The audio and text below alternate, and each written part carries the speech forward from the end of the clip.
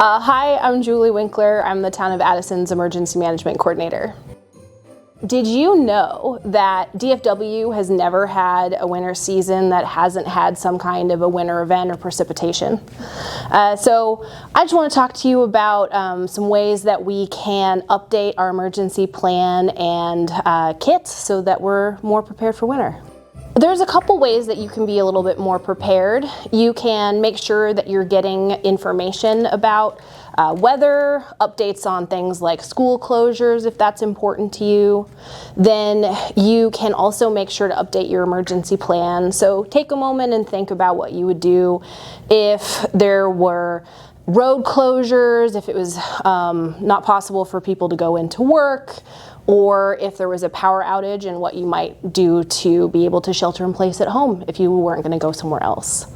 So you might be able to use some of the tools that you already have if you've put together an emergency kit, but you might want to add a few things there. So something like winter weather gear, warm jackets and gloves. You might want to make sure that you have some foods in your pantry that you could eat so that if there's a power outage, you don't have to open up your refrigerator or freezer during that time. Make sure you've got something to do with the family if there's power outage and you can't get on the internet. Also, if you rely on any kind of a medical device, then you might want to make sure that you have backup power, batteries, power bank, that kind of thing.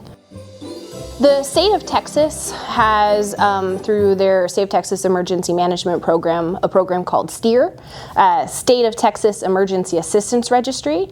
And if you think that you might need a little bit more help during any kind of an emergency, so you maybe don't have reliable transportation, you have medical concerns, and so you would like to be added so that we can take you into consideration for planning, then you can register yourself onto the website for State of Texas Emergency Assistance Registry. That information will be shared with us locally, your local emergency response, and so then we can use that.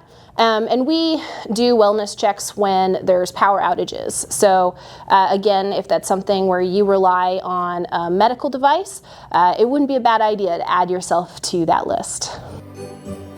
So another thing that you can do, and I would recommend taking a look at this now before the weather season comes up, is our inclement weather page. So we have information there. You can take a look at some of the recommended pages for getting weather information. It has up-to-date information about town closures, and you can pull up information there. It also has some guides for how, if you need to do anything like protect your pipes, report any kind of outages with our utility providers. It's sort of a quick link for all of that stuff. So if you take a moment to review your plans and your emergency kit, then I think you'll have that peace of mind that for this winter year you can stay safe and warm.